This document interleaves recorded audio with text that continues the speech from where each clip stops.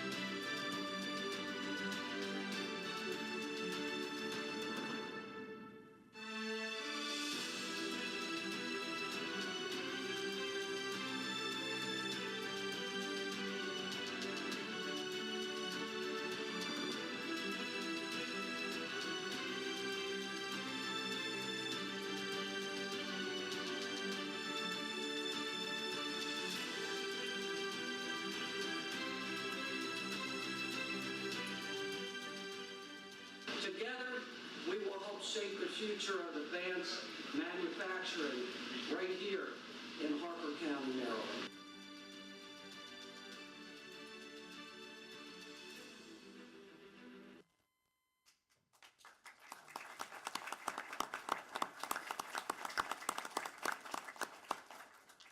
And now it is my pleasure to introduce Harford County Executive Barry Glassman.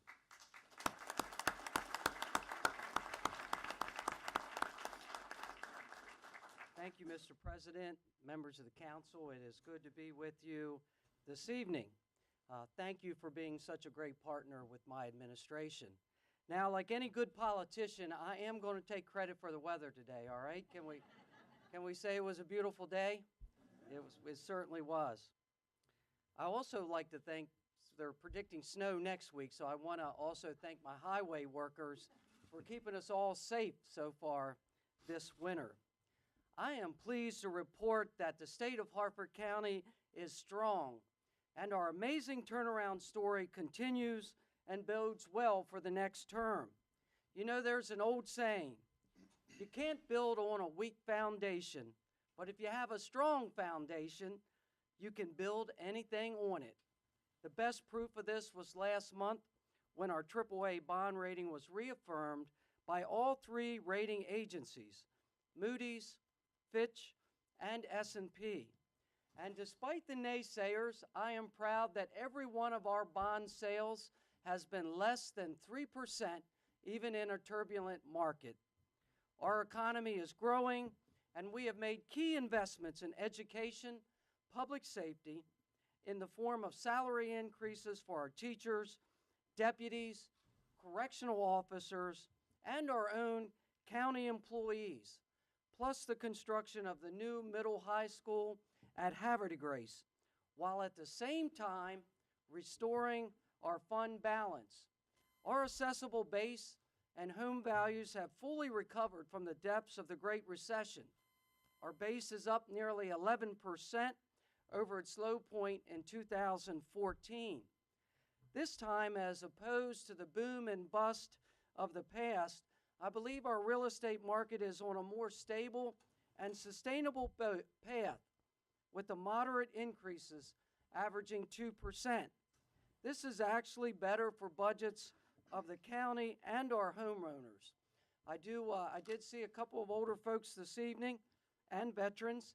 I remind everyone that our 20% tax credit is up for renewal right now. I sent out a phone message to everyone, but just to remind you, if you got that last year, you need to reapply, and our folks will work with you to get that done. Our income tax revenue continues to grow at a moderate to strong level, indicating a strong local economy that has low unemployment and rising wages.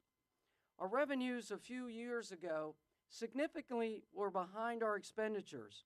We were simply spending more than we were taking in. That wasn't sustainable, and we have reversed it, and we have done all that without raising taxes. Another key investment was rebuilding our reserves. Now, aside from the bond analyst up in New York and some folks over in my budget office, no one will really commend you for turning around your reserves.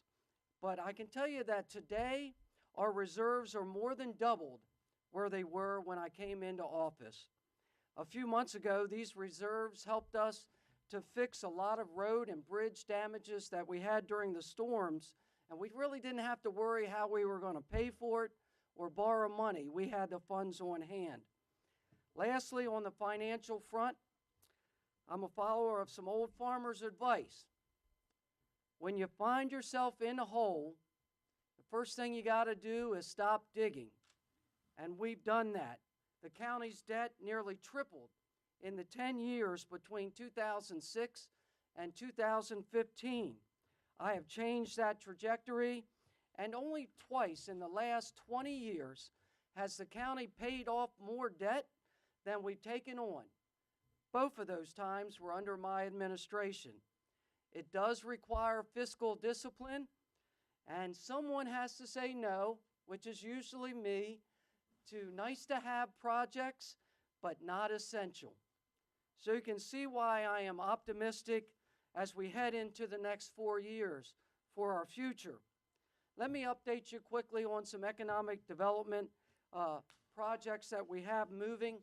Eastgate is still building out a $36 million capital investment and bringing another 500 new jobs with 1 million square foot under construction. Abington Woods is expected to bring another 375 acres along the I-95 corridor to strengthen our distribution base. Aberdeen Proving Ground, our great federal partner, has a new command coming, the Army Futures Command, their tech-based mission growth. We saw contractor numbers grow last year, and $70 million was awarded to 3 of our own local contractors. AMP, that's the Additive Advanced Manufacturing Materials and Processes Center at the Heat Center, backed by $38 million in congressional funding, is aligned with the National Center for Manufacturing Sciences. I did see Bart Kennedy here with Senator Van Hollen's office.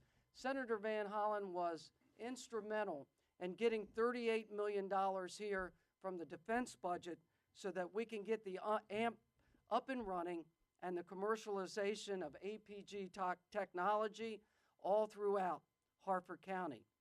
I would say, too, that the governor 2 weeks ago also funded an additional $1 million to help assist with the build-out of the Heat Center. James Run and Bel Air Overlook. Bel Air Overlook is the old auto auction there on Route 1. Both are moving ahead and will add residential and small commercial development to Harford County.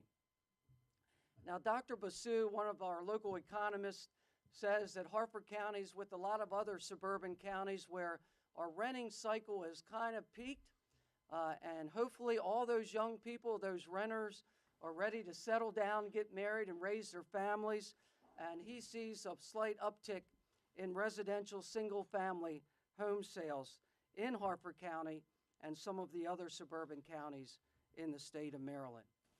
My administration and every Harford County citizen enjoys a quality life that is often taken for granted.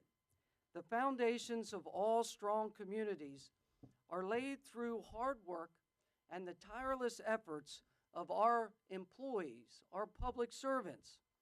To that end, I am extremely pleased to announce that beginning tomorrow, we will be kicking off our own Hometown Heroes campaign.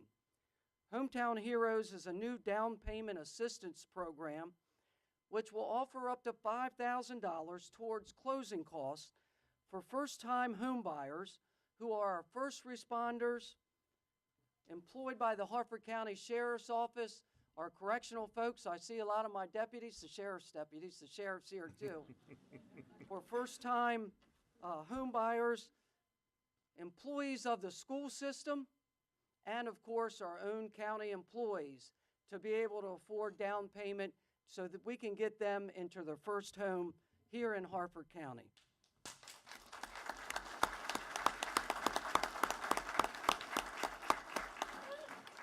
As we continue to market our Edgewood BRAC zone, which is now a federal opportunity zone, we want to make sure that we build a future for every part of our county.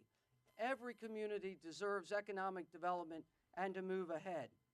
Our Planning and Zoning Department, in partnership with the University of Maryland, completed about 10 projects this year to help with planning across our county departments. And they will continue to work reviewing Harford Next new study area in anticipation of making recommendations for public comment next year.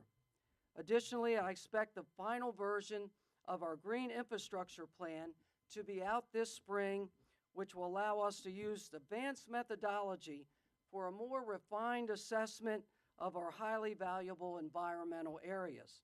For example, and I thought this one was kind of neat, we will be designing rain gardens on the Circuit Courthouse to grow and manage rain runoff right there on the site. Harford Next, our master plan, continues to guide us for good, sustainable growth that places quality over quantity. I do want to show you a slide of our residential permit growth because I know both of us are questioned sometimes about too much growth or too many houses being built.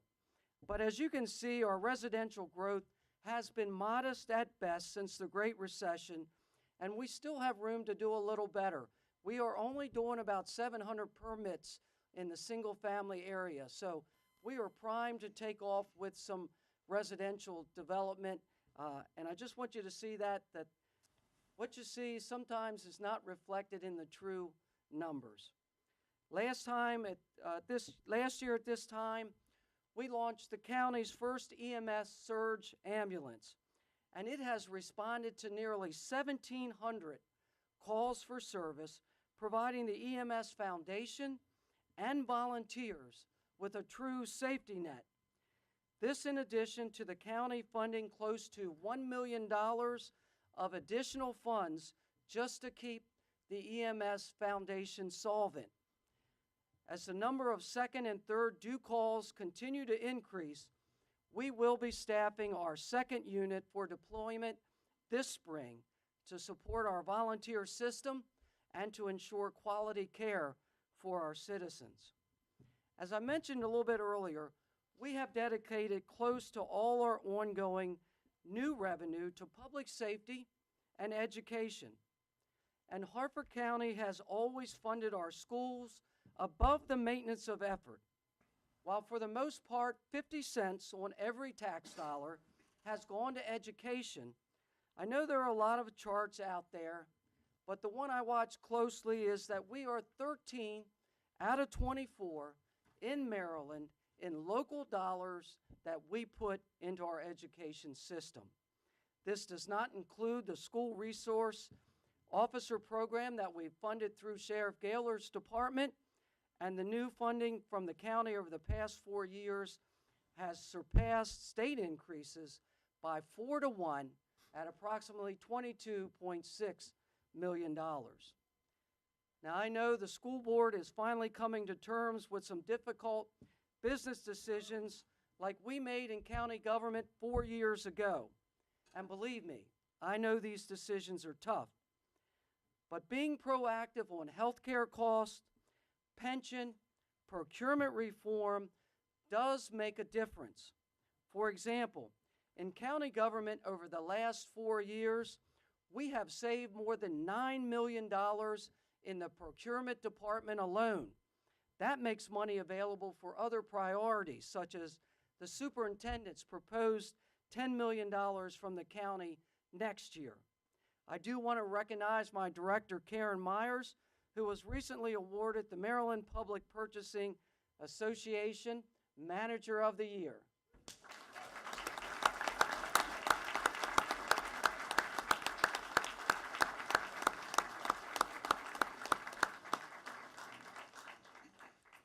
We stand ready to work with the council to do our part in keeping the education system strong and our teachers supported as we work to continue to fund and recover pay structures for our public safety employees, our deputies, correctional officers, and our teachers so they never again fall 6 and 7 years behind in their salaries. In my role as president of the Maryland Association of Counties, I've had to pick up the skill of long-term forecasting and temper some of the optimism out there with some possible storm warnings. Although I don't really want to become the new Rick Ayers of economic warnings, all right? I'm not going to call you next week and tell you things are going to go downhill. But we need to remember that we have been on the longest sustained, although modest, recovery in our nation's history. And Moody's, just a few weeks ago, already has predicted a slowdown next year in revenue. The state has a structural deficit next year of $1.5 billion, while the Kerwin Commission is recommending spending another $4 billion in new education spending, with some calling for counties to kick in 40 to 50% of that. Now, to give you some perspective on that, it would force every Maryland county across this state to increase taxes by 25 cents on 100. In Harford County, that would mean a 25% increase in whatever you're paying now. Unsustainable health care increases and prescription costs continue at an alarming pace. Since the federal government has failed to do anything to solve this national crisis, I am supporting a statewide effort to at least create a board to review these increases on the prescription side. Let me share this slide with you. In 2017, we had 72 prescriptions of a drug that cost $9,448 per month for a total of $680,000 and close to $2 million for 235 prescriptions out of the $6.7 million that we incur each year just for medications, just for the county workforce. So now you can see why there are a lot of senior citizens and families out there that must sometimes choose between their medicine and other household expenses. So I have to say the combination of all of these developments should give us pause and remind us to be fiscally prudent as we prepare next year's county budget. Okay, enough of the heavy stuff with the financials. As you know, I'd like to spend as much time on strengthening our families and communities as I do on everything else. We continue to be resilient in our battle against the opioid epidemic, and we were recognized by the National Association of Counties for our efforts. I like to remind folks that recovery and redemption is possible. Every day, Harford County is helping families overcome their struggles with drug addiction and substance use disorder with treatment and recovery resources. There are families like Jacob and Tanisha who participated in our Family Recovery Court program. In partnership with the court and our Harford County Department of Social Services, our Department of Community Services helped Jacob and Tanisha achieve sobriety, and strengthen their family relationship with their daughter. Jacob and Tanisha participated in our Second Chance Job Fair at the Epicenter in Edgewood, another one of our great partners, resulting in Jacob getting a full-time job, buying a car, and starting the expungement process. Their story shows that people and families can do and recover from drugs and lead fulfilling, law-abiding lives. Like many of the citizens we are helping, we are giving them a second chance. And Jacob is a dedicated employee. So dedicated, he turned me down. He couldn't make it tonight to be here, but he's working.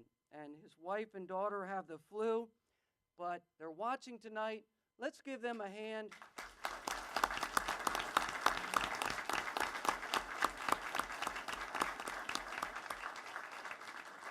You know, the numbers and the names continue to increase, but I don't like to overshadow the fact that we are helping people. We're helping them out of the tunnel.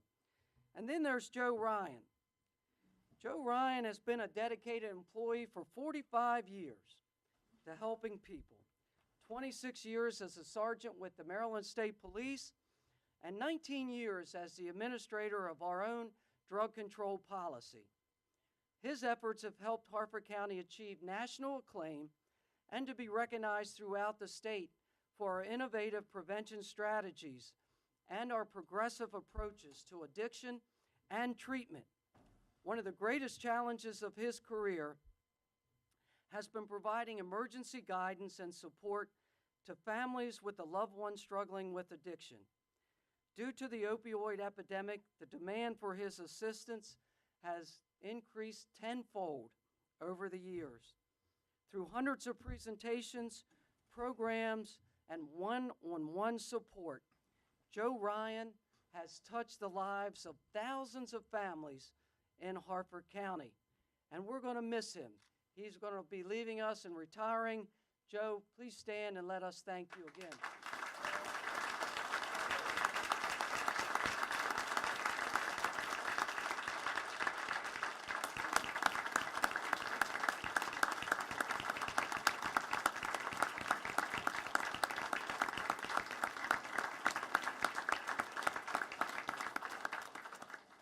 Thank you, Joe. We're still going to call on you, all right? Don't take off too quick. Just last month, the governor announced an additional $750,000 to help fund our 24 Crisis Center, which is the first in the state of Maryland. The governor has a keen interest, and I think he wants to spread them throughout Maryland counties. It really is cutting edge on addiction and behavioral health. The hotline and the mobile crisis team are already experiencing the need.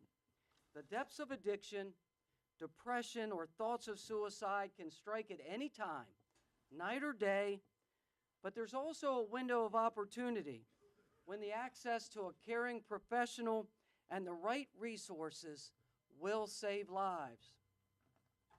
The hotline has handled 688 calls since October, and the mobile crisis team responded to 138 calls for face-to-face visits, and most importantly to me, 56 of these were to adolescents 17 years old or younger, saving those young people. I'm proud that we are the first county in the United States to contribute to a planned memorial in honor of Korean War veterans. 30 Harford County citizens gave their lives in that conflict, and we have made a contribution to make sure every one of their names is inscribed on the Wall of Remembrance to be built at the National Mall in Washington, D.C. I've taken it on as a personal mission to make sure every county executive in Maryland and across the nation follows Harford County's lead. We are honored to have with us this evening some of those local heroes of the Korean War who are working on this effort so that the sacrifice of their brothers will be remembered for generations to come. I'd like to ask them to stand.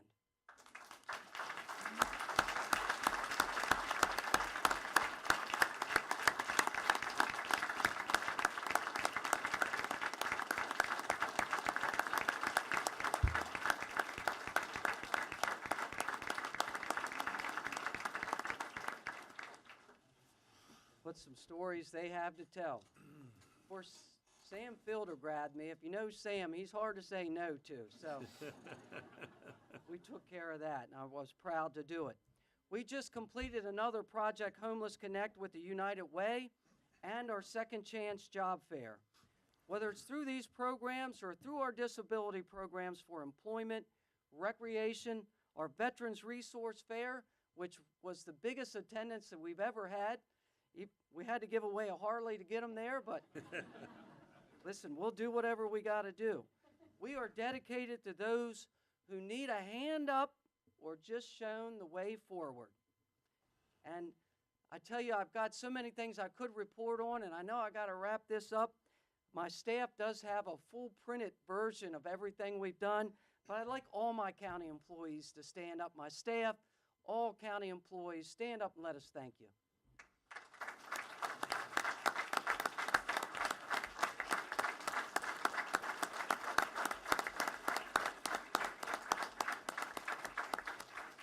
Finally, let me share with one of the partnerships I'm so pleased with. Our Choose Civility campaign with my friend Mary Hassler, who I think's here. She's behind the wall there. She's here. With the Harford County Public Library. In a time when our nation has become paralyzed by those who divide us by red, by blue, race, color, creed, or gender, we are hoping to reach for our better angels so we might be a model for the state and the nation in promoting discourse, respect, empathy, and tolerance everywhere. As I tell our school children, be kind to every kind and simply love one another. Now, I know some of you think, well, Barry's getting soft on the backside of 50, that I'm naive or too soft.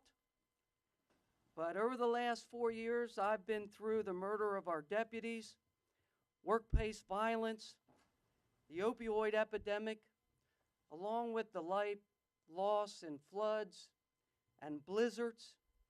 But through all of this, Harford County citizens have proven to me that love always wins. So God bless you and thank you for having me.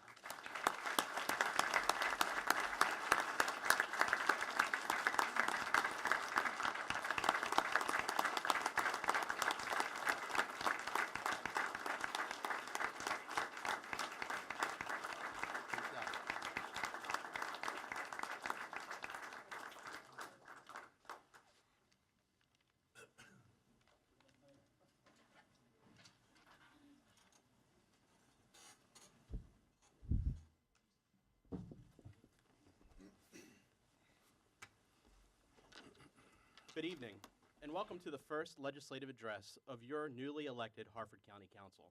It is my pleasure to welcome our viewers, guests, family, friends, and the Harford County Executive Barry Glassman, along with his cabinet members and administration, to our County Council chambers tonight for this legislative address. It is my privilege as Council Vice President to introduce Council President Pat Vincenti to deliver his first legislative address as council president. You know, it's kind of funny how this vice president thing came about. As many of you know, I was deployed to California for the wildfires, and often Pat would call me to see how I was doing and to keep me up to date on what was going on here in the county. And one night, he asked me what my thoughts were on the council vice president and who it should be. And I think I said something like, I don't know, anyone but me. Well, he laughed a little bit and said, well, I was considering you. I told him I think he should consider it a little harder. And you see how that worked out for me. But although I was a little hesitant at first to do this, I'm so glad that I did. And I'm just so very proud of the opportunity to serve as the council vice president with Pat. And I'm extremely proud of his leadership and his passion for Harford County. I'm also extremely proud of this council and how we've come together and we're working as a team and we're forming a huge team. So it's my honor to introduce for his first legislative address, Harford County President Pat Vincenti.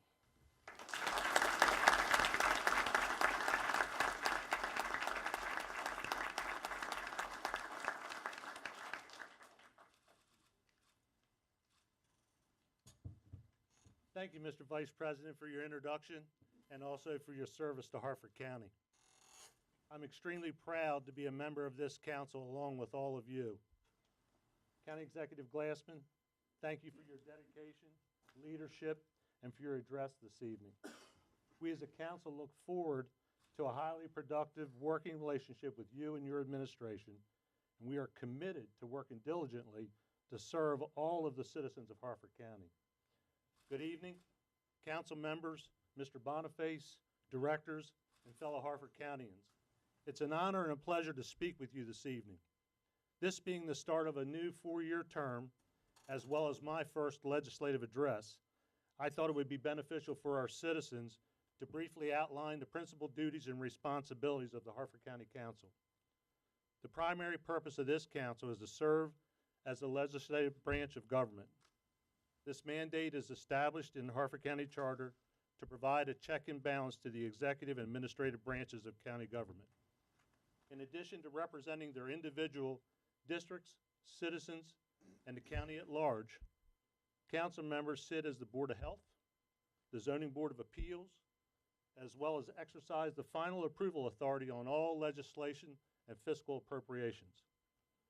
Council members also serve as liaisons to nearly 30 boards and commissions throughout the county.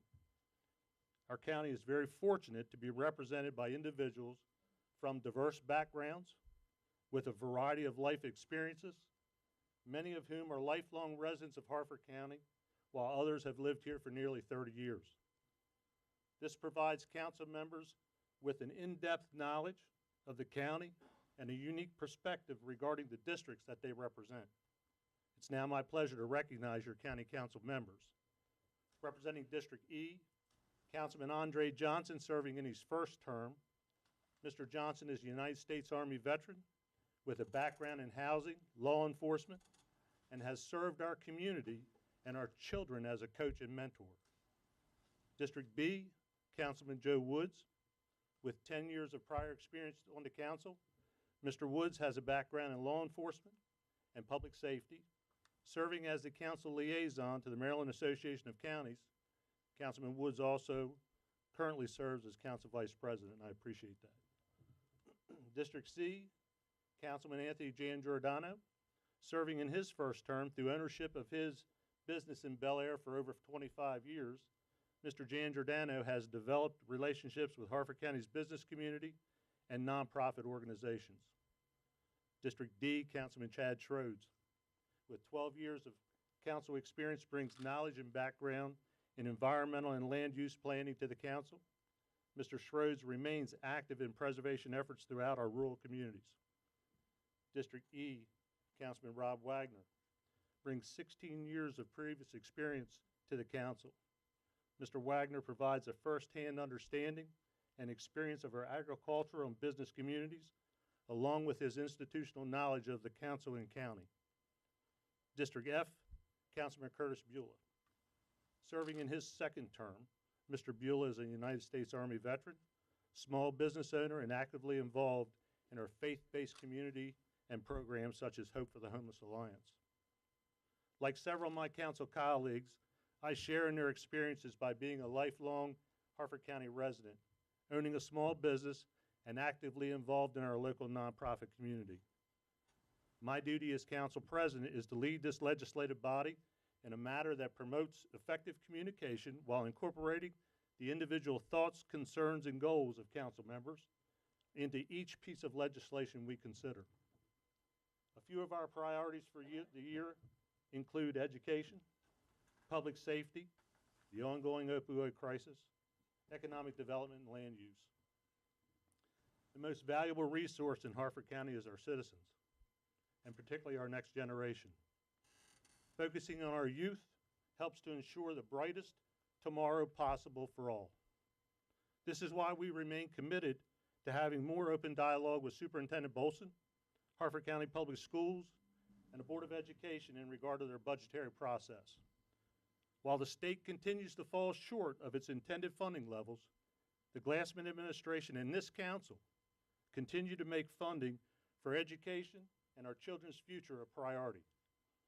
It's incumbent upon county government to continue significant and wise investment in our children by ensuring that we offer the very best public education available in a safe and secure environment. Through investment and continued conversations with our fire and EMS volunteers, Sheriff Gaylor, and members of our law enforcement community, this council will continue to pursue all avenues to support their missions while protecting our citizens and properties. Our commitment to public safety extends to the overall health and well-being of all of our citizens. This council understands that the ongoing opioid epidemic affects all areas of the county. We continue to support Dr. Moy, Health Department professionals, and all of our partners in their efforts to combat this public health crisis.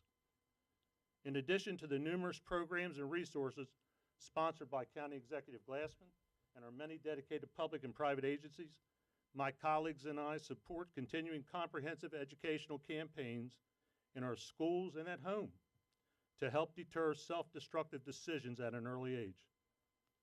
Investments in all of these necessities rely on a healthy economy in Harford County. Recognizing that the Aberdeen Proving Ground is the county's largest employer, we continue to work with the administration to strengthen employment opportunities on and off base to support APG's mission.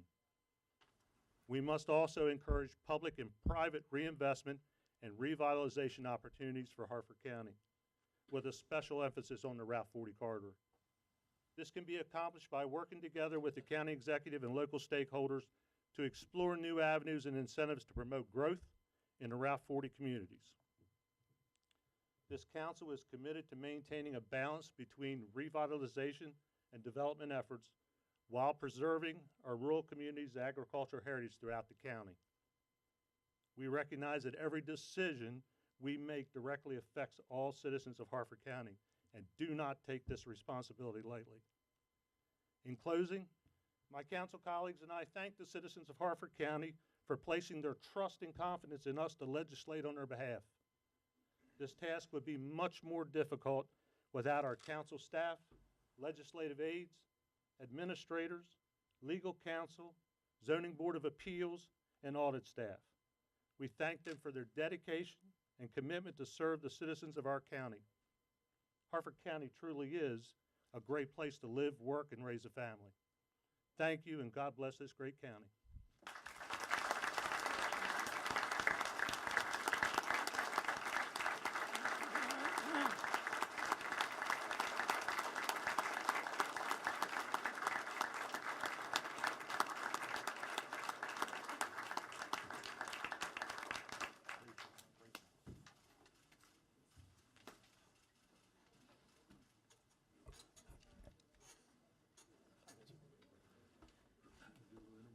At this time, ladies and gentlemen, it concludes our legislative address, and we will be starting our legislative session in 15 minutes. So thank you for attending, and Council President, I'm sorry I didn't have a video for you. We didn't have it in our budget. Good evening and welcome. Chair calls to order Legislative Session Day 19-004. We are going to be joined this evening by Boy Scout Troop 820. If they could come forward, please. And I would ask you to please join us in standing for the pledge, followed by Councilman Beulah with this evening's prayer.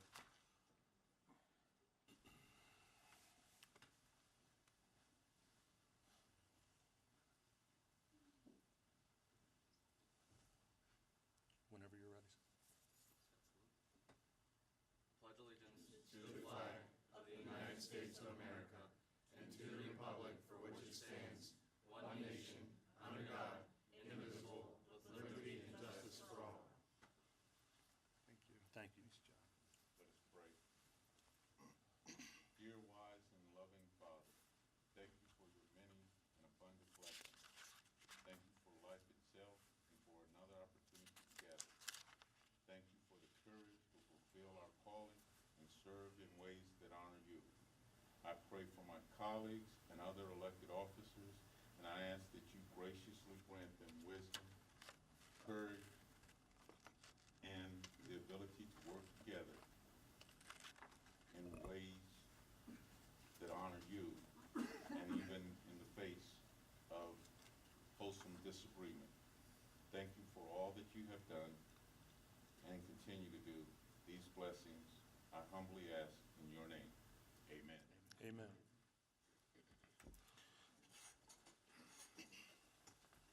Agenda item number 4, proclamations, there are none. Item number 5, consideration of petitions, applications, appointments, and nominations. At this time, the council will be acting as the Zoning Board of Appeals. Agenda item A, zoning appeal case number 5885, Fairview Farms LLC, Protect Energy Solutions LLC. On January 15th, 2019, we heard the final argument in this case. May I have a motion, please?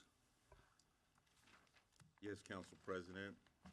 I ask that, I would like to make a motion to uphold the zoning appeal examiner for zoning appeal case number 5885, Fairview Farms LLC, Pro Tech Energy Solutions LLC. Thank you, Mr. Buell. Is there a second? I second. Thank you, Mr. Giangiordano. It's moved and seconded to approve and uphold the zoning hearing examiner's recommendation. Essentially, the zoning hearing examiner has recommended that the Director of Planning and Zoning's determination that the proposed tech solar project is considered a power and regeneration plant, and as such, is only permitted in the general industrial zoning district. Is there any discussion, council members? Ms. Dixon? Mr. President? Aye. Mr. Johnson? Aye. Mr. Woods? Aye. Mr. Giangiordano? Aye. Mr. Schroeds? Aye. Mr. Wagner? Aye. Mr. Beulah? Aye. There being 7 votes in the affirmative and 0 in the negative, the recommendation of the zoning hearing examiner is hereby upheld. 5B, executive appointments. Local Management Board, may I have a motion? Mr. President. Mr. Woods. Mr. President, I move to reappoint Sylvia Bryant, Dr. Russell Moy, Stephen Richards, Jerry Ryerson, and Jessica Cross. Is that right? Yeah. And the new appointment of Jamie Stoner to the Local Management Board. Is there a second? Second. Thank you, Mr. Wagner. Any discussion, council members? Ms. Dixon? Mr. President? Aye. Mr. Johnson? Aye. Mr. Woods? Aye. Mr. Giangiordano? Aye. Mr. Schroeds? Aye. Mr. Wagner? Aye. Mr. Beulah? Aye.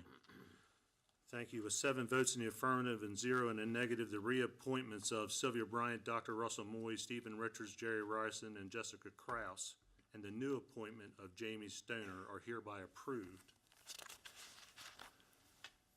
Executive appointments 2, Mechanical Board or HVAC Board. May I have a motion, please? Mr. President, Mr. Woods. I move to reappoint Terry Artman, Kenneth Levins, Richard Ford, Roger Welsh, Craig Roby to the Mechanical Board. Is there a second? Second. Mr. Johnson? So it's moved and seconded to approve the reappointments of Terry Artman, Kenneth Blevins, Richard Ford, Roger Welsh, Craig Roby. Any discussion, council members? Ms. Dixon? Mr. President? Aye. Mr. Johnson? Aye. Mr. Woods? Aye. Mr. Giangiordano? Aye. Mr. Schroeds? Aye. Mr. Wagner? Aye. Mr. Beulah? Aye. With 7 votes in the affirmative, 0 in the negative, the reappointments of Terry Artman, Kenneth Blevins, Richard Ford, Roger Welsh, Craig Roby to the Mechanical Board or HVAC Board are hereby approved. Executive appointments number 3, Board of Electrical Examiners. May I have a motion? Mr. President, Mr. Woods. I move to reappoint Thomas Atwell, Thomas Murky, William Smith, Stephen Gary, and James Wright to the Board of Electrical Examiners. Is there a second? I second. Mr. Giangiordano. So it's moved and seconded. Any discussion, council members? Ms. Dixon? Mr. President? Aye. Mr. Johnson? Aye. Mr. Woods? Aye. Mr. Giangiordano? Aye. Mr. Schroeds? Aye. Mr. Wagner? Aye. Mr. Beulah? Aye.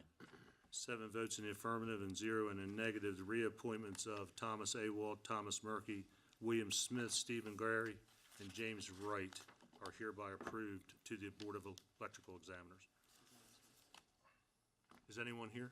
in any of those boards, commissions?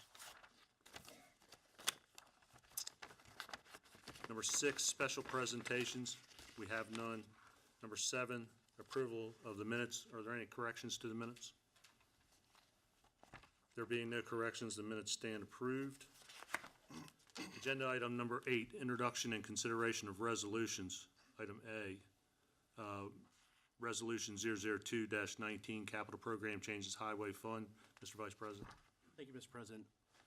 Resolution 002-19, Capital Program Changes Highway Fund. Introduced by Council President Vincini at the request of the County Executive.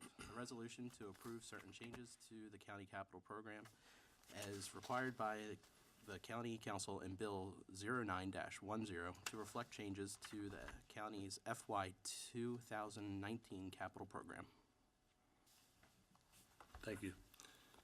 If there are no objections, may I have general consent to pass over item 8B and come back pending a decision on item 14A? Mr. President, before you move, the resolution will have a public hearing on. I'm sorry. Resolution will be considered after public hearing. Is that on here? You're still, If I may, it's going to be ready for consideration after the public hearing on Bill 19003. But it's my understanding you all decided to set it to that date also. Correct, thank you. okay. So do we have general consent? We're good. Thank you.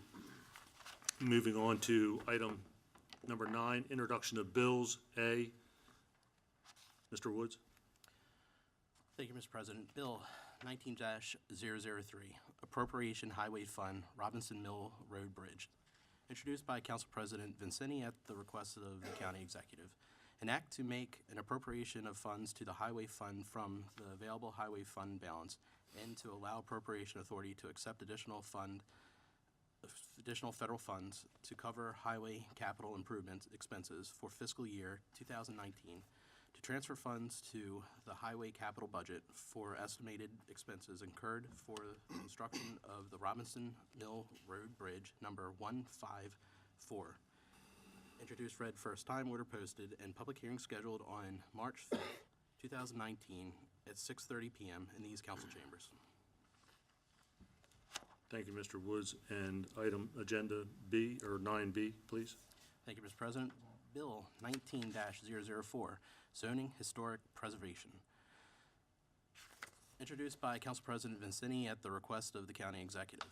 An act to repeal and reenact with amendments Section 9-176.18, Terms of Office of Article XXVIIE, Historic Preservation Commission, of Part 3, of Part 3, Authoritative Boards and Commissions of Chapter 9, Boards, Commissions, Councils, and Agendas to add, That's agencies. where am I?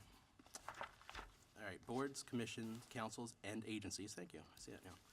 To add the definition of appurtenances, yep, in environmental settings, historic district, and routine maintenance, historic to section 267-4.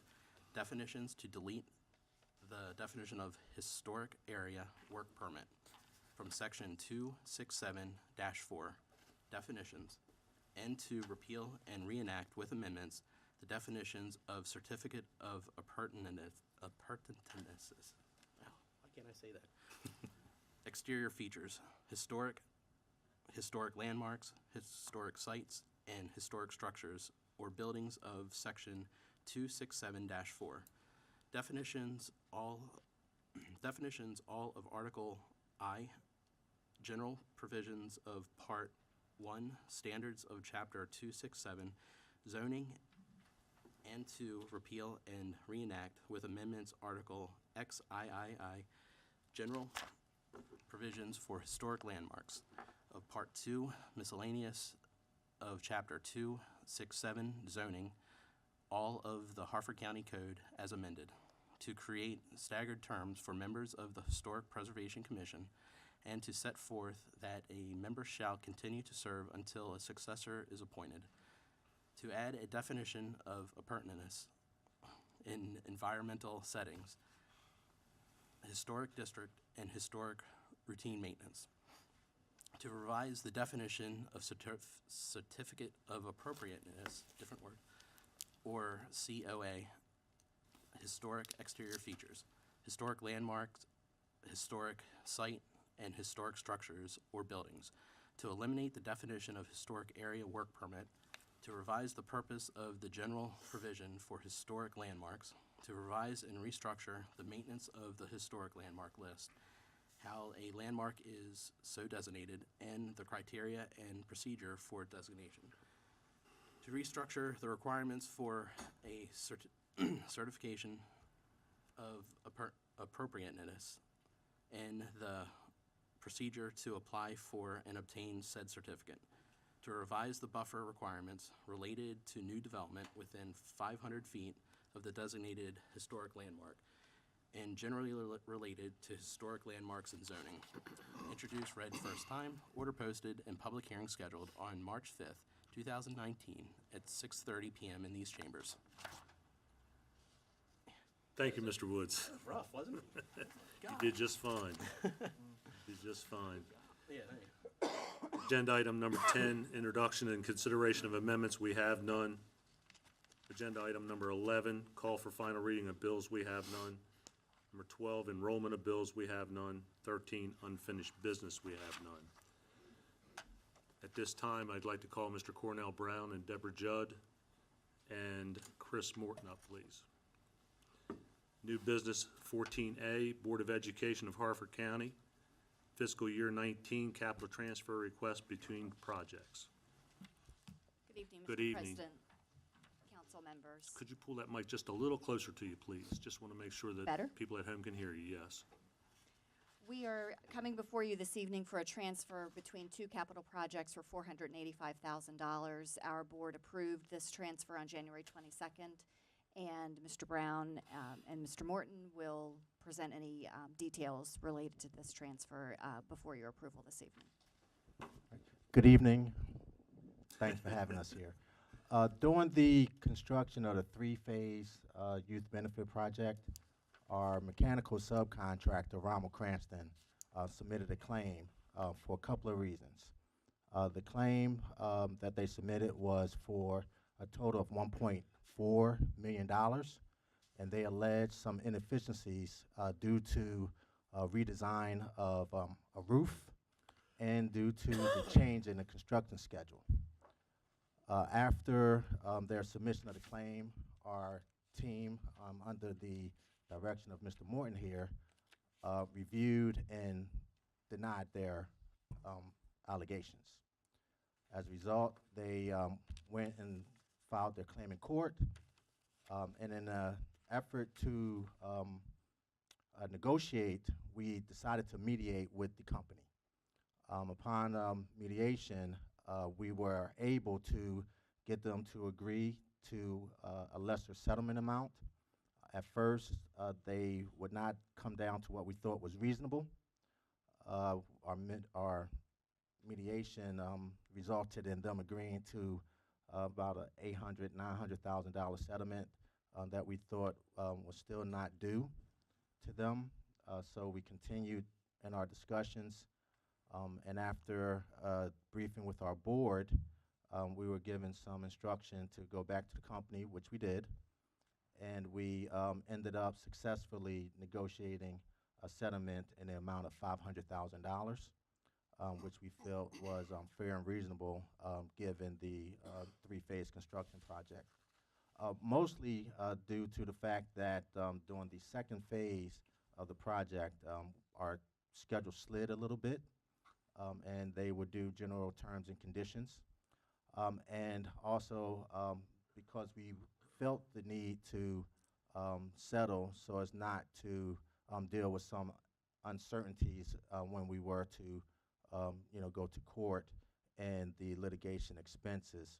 Our general counsel advised us that given the details of the case, we could expect to experience some $250,000 in court cost.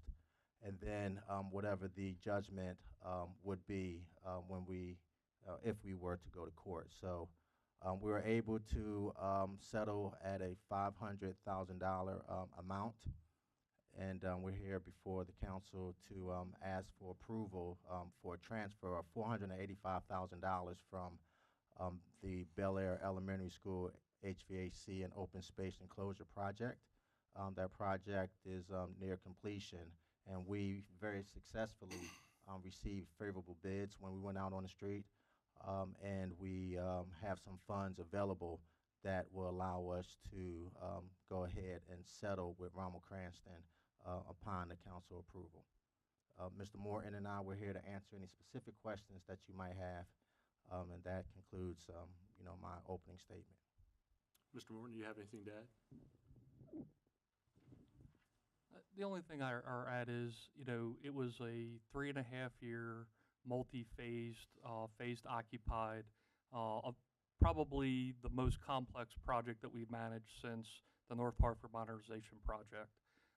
That's not an excuse, but what led to this was a scope bust with our construction manager that didn't have the roofing sheathing, insulation sheathing in the scope. And for the principles of betterment, basically, if you didn't get it on bid day, you can't hold somebody accountable and make it up later. So there was some redesign with the roof when it was discovered. Didn't affect schedule, and that kind of allowed for a little bit of an opening for Rommel Cranston from a legal perspective. Their first initial submission was for a completely different reason. It was in 2016, and it was only $200,000, and they didn't follow any of the requirements of when they should have submitted, and so it was rejected. Then they came back a year later, and they doubled the number. And at that point, we had legal counsel. Once it gets into that level. And then when they submitted a year later in, filed in court, it jumped up to 1.5, and everybody was like, where did this number come from? And then you just get into the whole legal scheduling consultants, looking under every stone. So I'm just trying to give you a little bit more of kind of the progression, the background, and we have a really good representation with our legal counsel. And unfortunately, with some of these matters, it becomes a little bit more of a business decision than absolute right and wrong, if that makes sense. Thank you, sir. I'm listening to your presentation this evening, and from the meeting that you and I had earlier, Mr. Brown. So I just assume this is in the best interest of the Harford County Public Schools to move forward. Yes, that is correct. And this is time sensitive. It is. Thank you, sir. Council, this is your time for questions. Mr. Wagner. You've taken steps to make sure that at the best this doesn't occur again, I take it? Yes. On future projects? Yes. Okay. So with our general counsel, we've taken a look at our contracts that we issue for our construction management team to make some adjustments there so that we can, protect the county when it comes to the bids and documents that they put out. Okay. Thanks. Mr. Woods. Thank you, Mr. President. Thank you for the presentation. Now, is there any concern that the roof is not intact or an issue? Are we going to have a problem with this? Is there still warranties? What are we looking at here? Absolutely not. So the roof was constructed properly, and actually Gilbert Architects did an outstanding job. It could have just been as simple as put on the material that was specified, but kind of stepped back and did a little bit of a value engineering, and we actually ended up with a better system at a little less cost because they chose to go to a foil face. There was always drywall on the underside of the trusses for fire. So they changed just the type of material, used blow-in insulation, and then basically you didn't have to heat and cool all that attic space. So there was some savings both on the installation, and also it'll be savings on energy long-term. Now, And so all the warranties are intact, and who would cover that if there was an issue? So all the contractors are required for a payment performance bond, so it's bonded. And we have the warranties from the manufacturer, and the 20-year NDL, which is no dollar limit, is in place.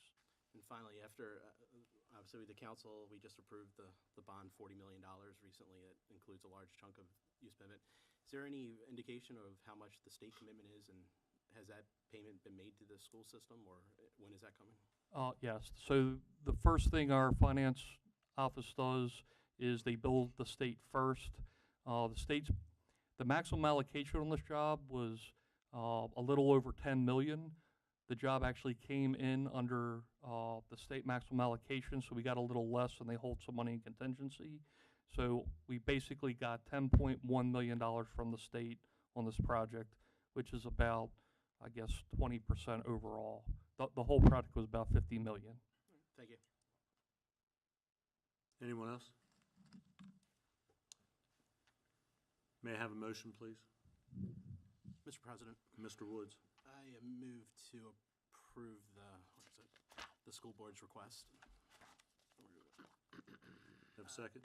Yeah, that works. I second. Mr. Giangiordano. It's moved and seconded to approve the fiscal 19 capital transfer request.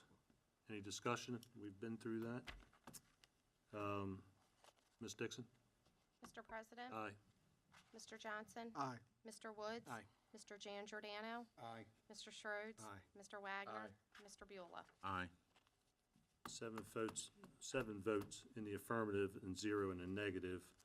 The FY19 capital transfer request between projects is hereby approved. And at this time, I would like to move back to item 8B on the agenda. Thank you. Thank you.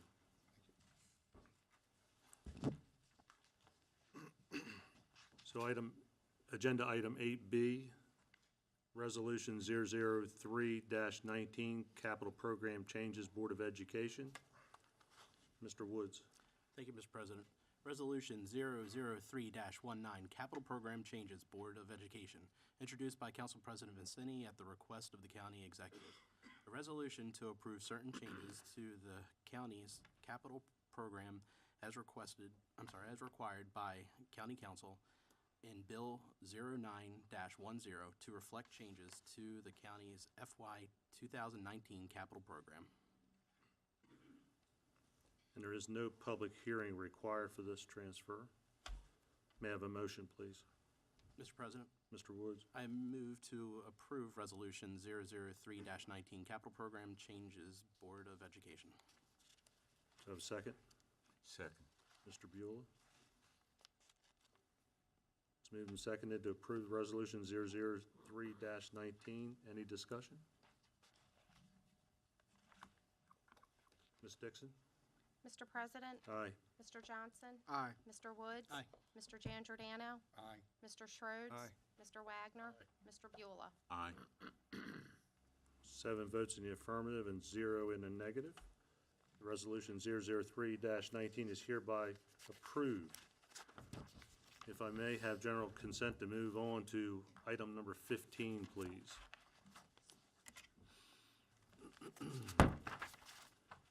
Business from the president.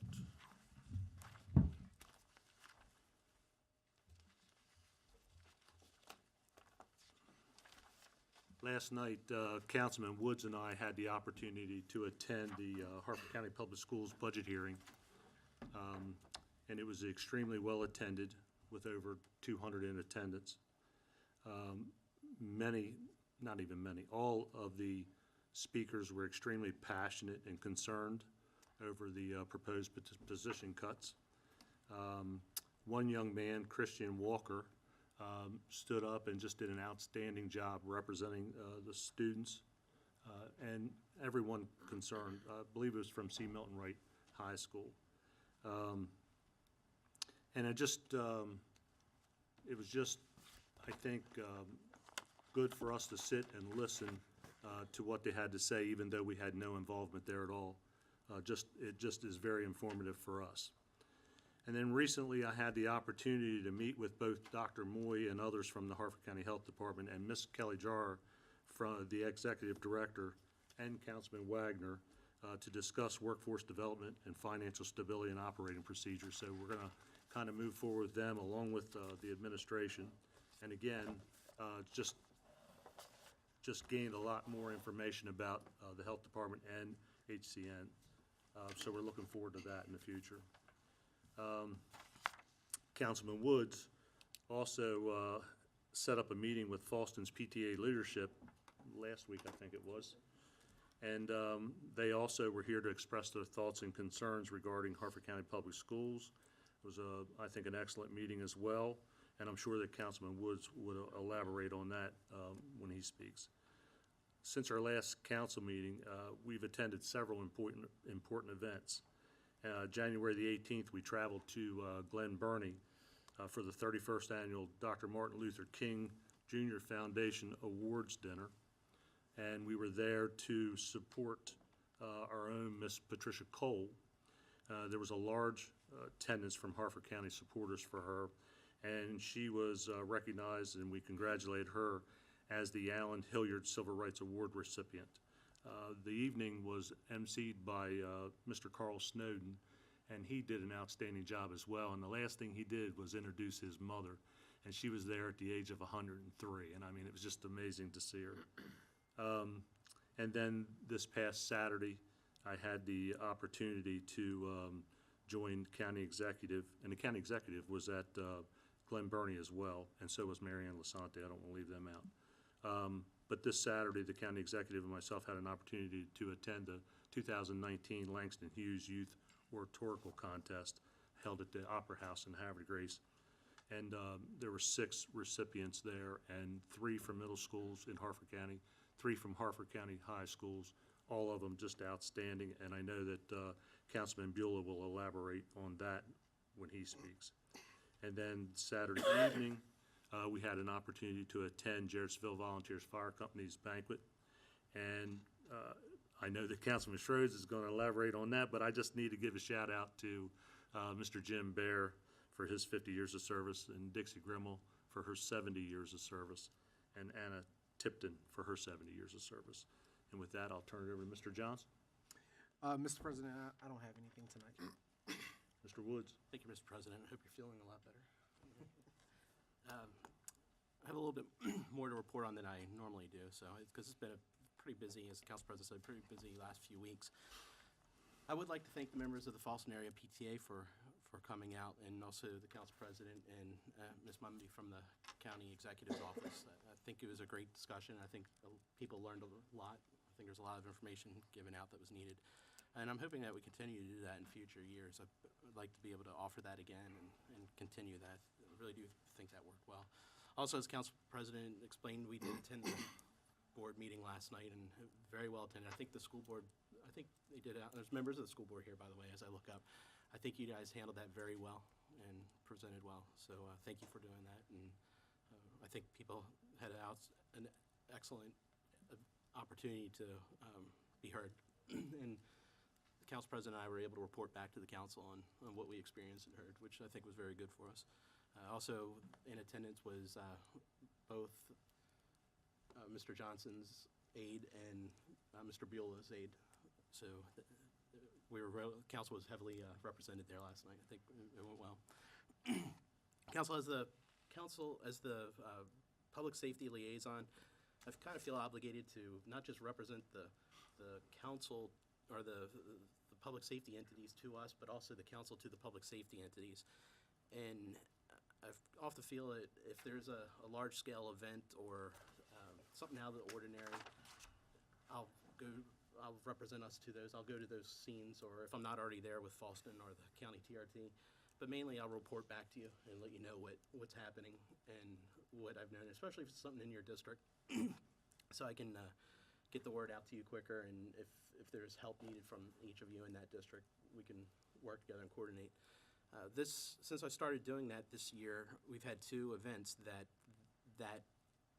I responded to as the council liaison. One was actually both were this week.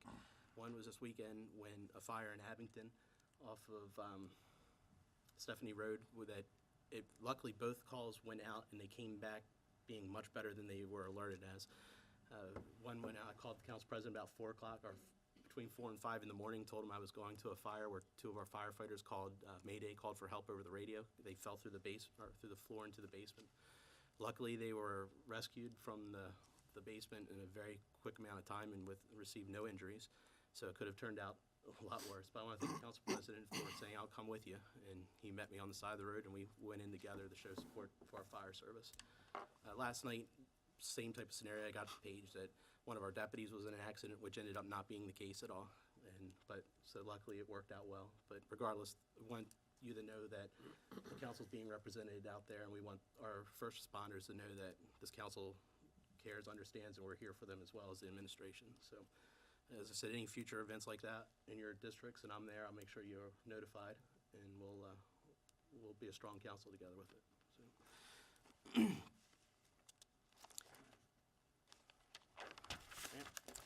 So, the last thing I really want to bring up was last council meeting I talked about my friend Courtney Hart that passed away. Courtney worked for Laura and I at Maryland Quartermaster, and he's a veteran. He served on a ton of boards for Harford County and worked with us up here and did a lot of work with the Chamber of Commerce. Just want to let you know that arrangements were finally made. So on January 11th, Courtney passed away. He's gonna receive military honors and service this Thursday, February 17th, and we will have a celebration of his life at the Folsom Volunteer Fire and Ambulance Company to follow that. If anybody wants information or needs more, it's on my Facebook. You can call the office. We have it here. And like I said, Courtney was a good friend, and he'll be missed. I'm glad we're gonna have a decent send-off for him this Thursday. So, thank you, Mr. President. Thank you, Mr. Woods. Mr. Giangiordano? Thank you, Mr. President. I do not have anything to add. Thank you, sir. Mr. Schroeds? Thank you, Council President. First, I want to compliment you on a very well-done State of the County Council address, as well as the county executive, and I look forward to working with both our team here and across the street with the county executive. We're already working on some things together across the street. Really appreciate that, and look forward to the next 4 years. Thank you. Over the weekend, I did have an opportunity to attend the Jarrettsville Volunteer Fire Banquet along with Council President Vincenti, and just want to thank all of the members for the service that they provide for free. We're very lucky in this county to have many, many volunteers that go way beyond, day in, day out, at any time of the day or night, and for many, many years. And as was said, we did recognize Dixie Grimmel for 70 years of service, Anna Tipton as well for 70 years. Also, my dear friend Jim Bear for 50 years of service. We also recognized 2 that were inducted into the Harford Cecil Hall of Fame, which is a very big deal. And those were Melba Yates and her daughter, Tina Cartwright, who actually graduated with. So just want to congratulate them. I just think it's incredible what we have in Harford County. I guess about a week ago, I know it's been a little while because we haven't had a meeting in a while, but a couple of us did attend Andre Johnson. We did visit the single stream recycling facility down in Cockeysville, and that's where all of our recyclables go, as well as the northern tier of Baltimore County and Cecil County. And it's just amazing to see how all that works. And what really came out of that, and I'm sure you would say the same, is that it saves Harford County taxpayers and other taxpayers in other jurisdictions tons and tons of money when you recycle. So please do what you can. Heading to work up in my area Wednesdays, I know who you are. If you don't recycle, I never say anything, but it'd be great if we saw some other cans out there, mostly blue in color. There's other ways to indicate those recycle cans, but I'm telling you, it saves us all tons of money if you do it. Wouldn't you say so? Yeah. And the other reason we did that, I've had folks say that they just think it all just goes to the landfill, and it's just something cute that we do. And I wanted to see with my own eyes. I even identified some local trash from Harford County there, so we know it's ours. So, those were leftover campaign signs, so. I know where they came from, and I was glad to see those folks recycled. Anyway, continuing on, just did many things. I did have an opportunity on behalf of all of us to attend an 80th birthday celebration for Carol Bowen, who's a real estate agent that's been doing real estate since real estate was started, I think. Not that long ago, but at least since we've had realtors. And it was it was great to be with her. And prior to Veronica, she was our liaison at one point in time when, I guess during my first term, she was our go-to person. So it was great to be there with her, and it was a lot of fun. Joe Ryan's retirement, I did stop by for an open house over at Community Services. I am just going to miss him incredibly. He's just, I don't even know where to go with him. He's just an incredible person. He's done so many great things throughout his career. And just what we've accomplished thus far in the opioid and heroin addiction and other addictions, because he's been here for 19 years before, we had the current epidemic. But I mean, he's saved, countless lives, and he's just incredibly passionate about what he does. But I do realize that it's time that he enjoys some time with his family. It's what retirement's all about. But I don't think he's going to go away, so we will continue to see him. I just wish him the very best, and there's another celebration coming up in his honor as well that will be going to a nonprofit that also is doing great things in our county. My condolences to Courtney Hart's family and you, Joe, as well. I know you're great friends. I know that the Hart family also lost Bruce Hart, his brother, just like not too long ago. And his brother was, a big guy in the lacrosse community. There was a fire up in my neck of woods again on the same road where I was here at our last meeting talking about a fire. The Woods family, we think it might have a relationship to Joe. I hope that they're doing well. They do have a GoFundMe page out there. I encourage you to help with that. And if you have any resources available, there was kind of a shout out through social media to me that it looked like they may be looking for a new mobile home. So if anybody out there knows of any, give us a call, give Joe a call. We'll figure out how to make it all happen. But that's it for tonight. Thank you very much. Thank you, Mr. Strohs. Mr. Wagner? Certainly, Joe Ryan will be missed at the county. He's been a great resource over the years and great help for families that have had issues that they needed to call on him and solicit his expertise. I'm sure he won't be going too far, but just to see him step down from that position and take a back seat is a big change for this county, and hopefully somebody will be stepping in that may not have the experience and the knowledge and the years that Joe has, but can get up to speed pretty quick. So we look forward to his retirement and wish him well. And Council President Vincenti, that was a fine delivery of the legislative address this evening, and I look forward to working with all my council colleagues over the next 4 years. You too, Curtis. And we'll move on with that. Thank you, Mr. Wagner. Mr. Beulah? Thank you, Mr. Wagner. I look forward to working with you, too. Keep on. I'm going to tell everybody about your secrets. Thank you, Mr. President.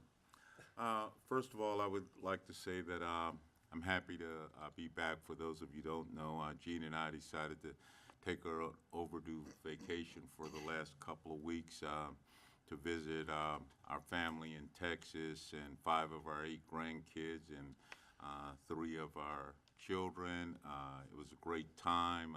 To kind of get away and take about 8 hours of relaxation in 2 weeks. So it was good. And the reason I say that because on February the 2nd, I was actually 1,500 miles away, and I missed what was an outstanding program. By all accounts, Councilman President Vincenti and others told me that the Langston Hughes 2019 Youth Oratorical Contest, the program was a smashing success.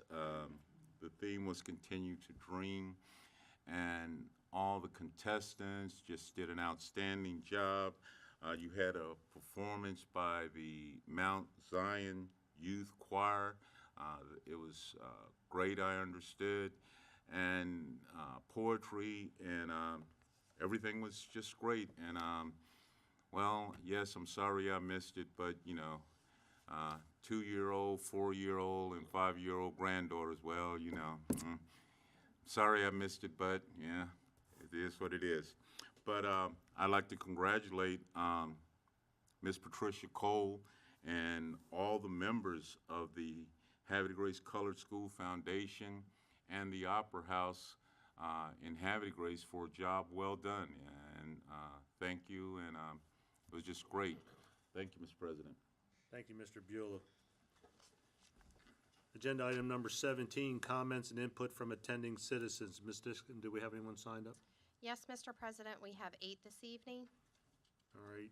I would just remind everyone that we have a 3-minute time limit, and I would ask you to be respectful for those other speakers.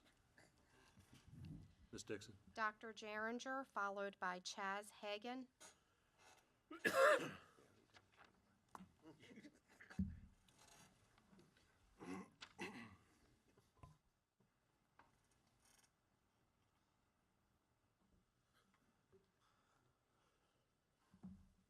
Good evening. Good evening, So those even representing a group only get 3 minutes? No, ma'am, you'll get 5 minutes. All right, awesome. What's the name of the group, please? Absech. Good evening. My name is Stacy Garinger. I am the very proud principal of Abington Elementary and the president of the Association of Public Schools Administrators and Supervisors of Harford County. First, I want to thank you for your service to our county and for this opportunity to speak on behalf of our association. Nelson Mandela said it best: education is the most powerful weapon which you can use to change the world. Each day, Harford County Public Schools uses the most powerful weapon to change the world. Our educators and administrators work tirelessly to cultivate meaningful relationships with our students, establish safe learning environments, and provide rigorous instruction. The operational side safely transports students to and from school each day, ensures our buildings are well-maintained and in working order, and provides hot meals. Together, Harford County Public Schools utilizes education, our most powerful weapon, to change the world. For years, Harford County Public Schools has done more with less. Regardless of our budget, our employees are dedicated to providing high-quality service to our community. We cannot provide less because we are given less. People move to Harford County for our outstanding schools. Our school system brings great value to this county, and we are proud to be a major factor that makes Harford County the best place to live and learn. Since 2011, our operations funding percentage of the county's budget has decreased, as money has been shaved from our operating budget to pay for capital enhancements. During the past 8 years, unfunded state mandates have increased, mental health issues have increased, traditional family structures have changed, and the opioid crisis has descended upon our community. Our students are coming to school with more adverse childhood experiences, and each child requires intense intervention before they can even begin to learn. Surrounding counties are responding to the issues by increasing their investment in their local school system. Baltimore County responded to the mental health crisis by adding 18 new school psychologists last year. Howard County is dedicated to provide more human resources with an additional 500 positions, 126 of which are dedicated to mental health. Anne Arundel County Public Schools is enhancing their educational program with 295 additional positions. Prince George's County is seeking 161 positions. Frederick County is adding 86 positions, and Carroll County is advocating for 29 positions, anchored in academic specialists and school psychologists. Harford County is forced to reduce by 176 positions to balance a budget. Several local school systems have also reduced costs by closing schools that are under capacity, and we have several. As our budget continues to shrink, our human resources dwindle as well. Now more than ever, we need our community to pull together, to use education to change the world. Harford County Public Schools cannot do it alone. County Council members, we need your support. We need the fiscal resources in our operating budget to hire personnel who can support the development of our students' mental health and well-being. We need personnel to provide counseling. We need to teach our children in manageable class sizes. We need to challenge our best and brightest students with vast course offerings and new technology. Education can change the world, and lack of access to high-quality education will change our world here in Harford County. Mr. Glassman shared as county executive, he provides funds to our children at a rate that ranks 13th in Maryland.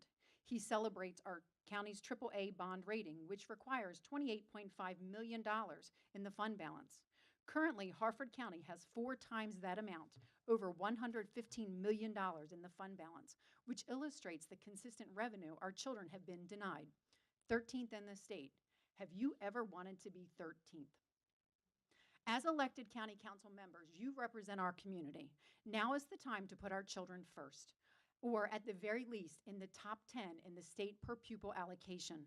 On behalf of the Association of Public School Administrators and Supervisors of Harford County, we ask you, our elected county council representatives, to advocate for our children. Please encourage Mr. Glassman to increase Harford County's operating budget, and if needed, as a council, shift the funds to reinforce that providing adequate funding for our children's education is paramount, and that being 13th in the state funding is just not good enough for our children. Thank you.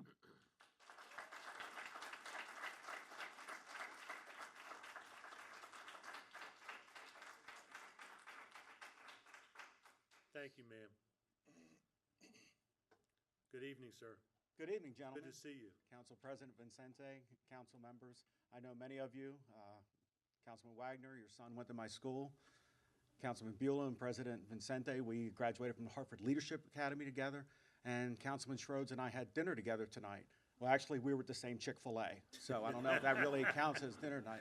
My name is Chaz Hagan. I'm a taxpayer. I'm a parent of a Harford County Public School student and an administrator in our system, and I'm here for me and some of my friends. What if I told you that starting July 1st, there were only going to be 5 of you? And the 5 that were left, you were going to have to do another election and compete against each other. And at July 1st, 2 of you were no longer there. 2 of you would not have that income. 2 of you would no longer have that responsibility. But the other 5 of you would take that responsibility. You would get their share. 42%, your job would increase. And if that was a situation for you, you would be just like the instructional facilitators and the assistant principals in the Harford County Public School System. We had a full room here earlier. We have full classrooms. With the cuts in teachers, if you took this room and you added 20 to 30% more people in the same space, could you do what you do adequately? And if the answer to that is no, then you would be a Harford County Public School teacher next year. Sometimes we say, well, we don't control the budget, Chaz, that's the county executive. Well, you have the ear of the county executive. It's the 7 of you.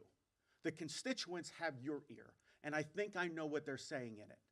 They're saying we need this and we need it bad. And we might say, Chaz, we didn't put you in that position, and that might be true, and that might be the issue. But we need to fix that issue. In the county executive's video, the second picture that came in was a young girl with a pencil in her hand in her classroom. And I believe the quote underneath it said, invest in the future. Interesting. Because are we doing that? Are we investing in that young lady's future? Because I'm telling you, if you had 42% more responsibility like our assistant principals will have, pretty much, and administrators, and you had 20 to 30% more people in this room to deal with, and your constituency grew, your staff wouldn't, your budget wouldn't. Could you do the job that you do every day? I talked a little bit earlier about saying that this is an issue that we need to fix. Well, gentlemen, on behalf of the students, the faculty, the staff, the parents, and administrators of anyone involved with Harford County Public Schools, I will leave you with this message about the issue. The issue is not the issue. How we handle the issue is the issue, and that's up to you. Thank you. Thank you, sir.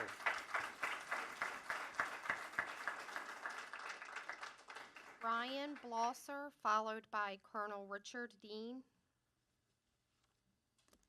Good evening, sir. Good morning, Council President. Good evening, Council President. Good evening, distinguished members of the Council. My name is Ryan Blosser, and I'm a junior at North Harford High School. We're one of the schools getting hit hardest with this cut. And I'd just like to walk you through my daily day at North Harford. We wake up early, we go to school, we see all the smiling faces as we walk in. Teachers that have been there for years, supporting students and supporting their fellow teachers.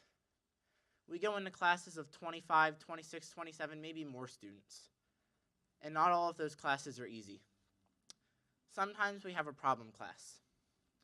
A class filled with 30 students that don't like to behave and don't like to be in school. Sometimes that teacher needs an assistant educator. And even with that assistant educator, they're not able to reach all these students. So now imagine these teacher positions, the teacher cuts. Imagine what it's going to be like if you have to add 5 more students to that classroom, if you have to take away more teachers in that school. Our teachers' burden is already high enough, and we're just making it harder for them. They spend hours every night going home and doing work that they weren't able to finish during the school day because they were trying to help students. They dedicate their time and passion to helping us students. And when we cut them and tell them, bye, see ya, you're not going to have a position, it's disheartening. It's disheartening to know that you've dedicated your entire life to helping the youth of the future, and you're not valued anymore. It's disheartening to see that the students you've helped progress might not be able to progress any further because they won't have the individualized learning they deserve. Our teachers do so much for us. Whether that be the teaching they do in the classroom, the hours of grading they do at home, the clubs that they manage, the students they console. These teachers are the bloodline of our society, and when we cut them, we cut our society.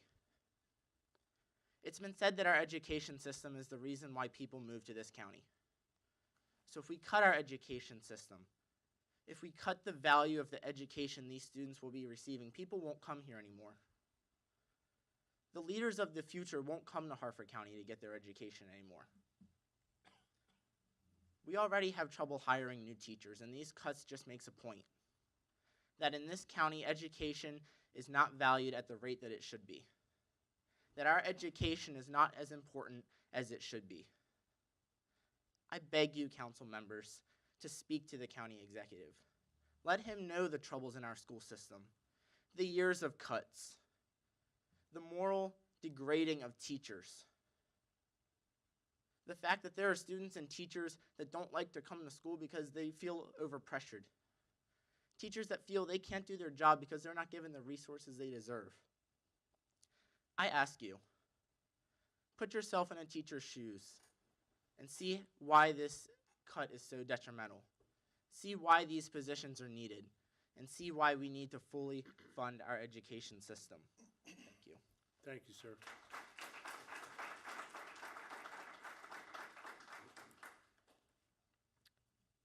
Colonel Richard Dean. John Malamo, followed by Melissa McCrae. Good evening, sir. Good evening, sir. Colonel Dean's not going to be here. Can I have his 3 minutes? No, sir. Good Well, try, but no. Okay. John P. Malamo, 2402 Eagle View Drive. Continuing on with the study of land use in Harford County. One of the changes to the code that precipitated the airport was the elimination of the requirement, the restriction actually, of approach, landing, and takeoff paths over densely populated areas. When that was eliminated, it looked like it was a clear shot for the airport. Unfortunately, The fields, the athletic fields at Aladino, were directly in line with the runway, which meant that takeoff, landing, and approach paths were directly over those fields. Now, the FAA does not consider that to be a desirable position. So, there was nothing they could do. And the landowner was exercising his rights, the bundle of rights, for the exclusive use of those fields, and he owned the airspace to host those athletic events. Nothing that the FAA, the MAA, or the county could do about it. When they brought it into the agricultural preservation, the property owner was compensated. The athletic events ended. It looked like it was a clear shot for the airport. But there's another side to it, and we'll discuss that later. And my question for Council President Vincenti and Councilman Schrodes, that's your neighborhood, your district, that property was one of 3 that was brought into the agricultural preservation program. Were those properties brought in to preserve agricultural property and maintain the rural heritage of Harford County? Or were those properties brought in to establish an airport zoning district, restrict development in the area, and provide the clear space required for the Harford County Airport? If you could, look at that. Let me know. Good night. Thank you, sir.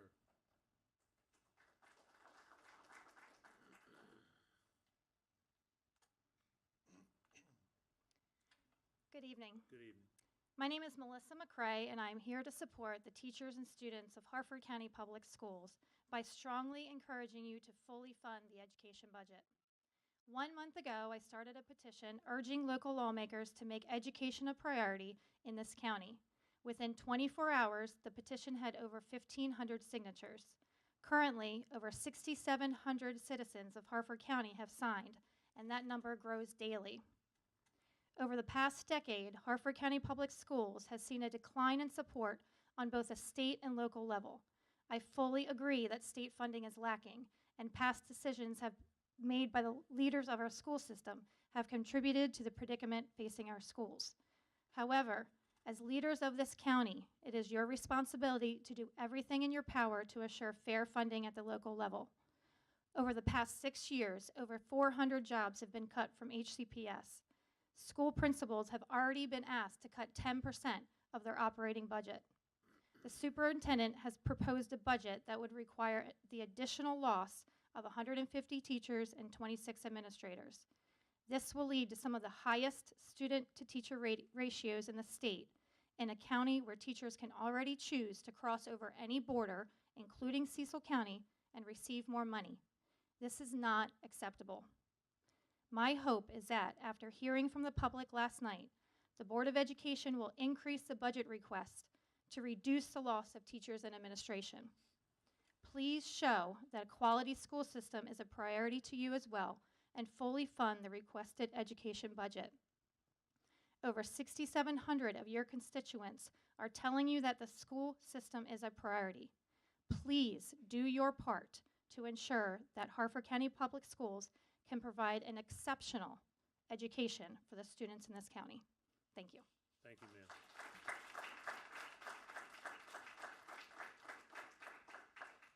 Paul D. Minato, followed by Ryan Burby.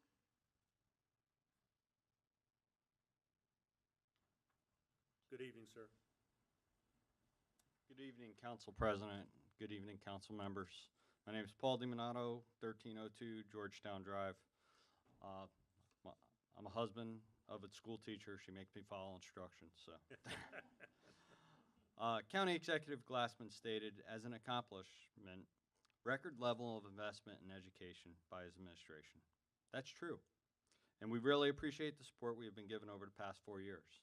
But it hasn't kept up with the cost to provide that education. In FY18, local education funding increased on an average by 13.7%. Harford County only increased 2.2%. In FY17, the local average increased 3.9%. Harford only increased 2.3%. In FY16, the average was 2.6%, and Harford only increased 2%.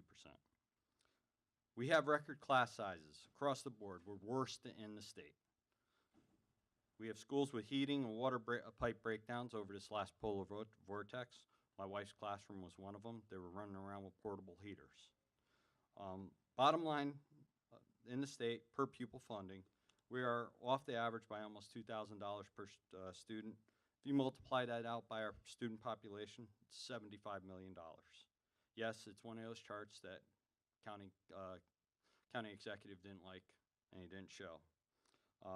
There's also another chart out there that shows the state level of funding. Magically, we're right in the middle in state level funding also. But when you put them both together, for some reason, we're 23rd. We're at the bottom of the state. I have no idea how that happens. Hopefully we can get smart people involved at the state level to figure that out. This is now. This is the state of our board, of our education system. This is where we are at. We're bare bones. This is not poor management, negligent in the execution of duties, but just lack of funding and resources. County Executive Glassman said he's having the Board of Education make hard decisions. Right now, they're having to make the same decisions that a single parent has to choose between that prescription medicine that he was talking about, food, or paying the heating bill. If this was a patient in the hospital, the patient is critical on life support. If this was a motor vehicle collision and a first responder was responding, this would be a priority 1 trauma category A patient, which to an emergency responder means this patient is critical, needs to get help, or they're going to die. Our initial budget proposal by the school system cuts 153 instructional positions, 26 administrative positions. This turns our class size problem into a true crisis. We're not going to be attracting and retaining effective teachers, a stated goal. The positions that are cut are for teachers that are in the first 6 years in Harford County. These are teachers that are innovative, grew up on technology, passionate with fresh ideas. The belief that 179 displaced people will have jobs through normal attrition is a fantasy. The attrition vacancy needs to be filled with a person of the right certification and right discipline. I'm here advocating for us to fund our education. Thank you for hearing me. Thank you, sir.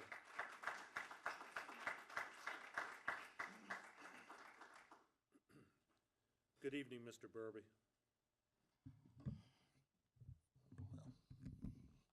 Good evening, Council President Vincenti. That really has a nice ring to it too, by the way. I'm Ryan Burby, and I gleefully represent only myself and my family. I need to make that very clear. For those of you who have just joined the education funding advocacy, welcome to the party. I've been doing this for about 11 years now. And honestly, I came out tonight. I had hoped to come out last night, but my son refused to do his homework, so I'm now the evening sheriff, so I have to knuckle things down. Look, do I think the county needs to contribute more money to the school system? Yes. I've said it every single year for all 11 years, 10 years, however long it's been that I've been advocating. However, the real problem is not the county funding. 2016 state advocacy study estimated that Harford County Public Schools is underfunded by over $130 million by the state of Maryland. All right? Year after year after year, the state gives us nothing. Simple as that. For several years, they cut us back. That's the problem. Do I think County Executive Glassman must fund the request for $10 million? Yes. I really think you all have to come up with $10 million this year and a plan to come up with progressively more every single year moving forward. It has to happen. Is our health care the reason why this is happening? No.